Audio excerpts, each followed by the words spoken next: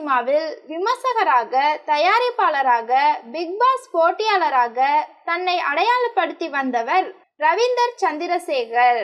இவர் சீரியல் நடிகை மகாலட்சுமியை திருமணம் செய்த பிறகுதான் மக்களிடம் மிகவும் பிரபலமானார். அவர்கள் காதலித்தார்களா, நிஜ ஜோடியா என ரசிகர்கள் புலம்பினார்கள். ஆனால் இவர்கள் காதலுக்கு கண் இல்லை என்பதை நிரூபித்துள்ளார்கள்.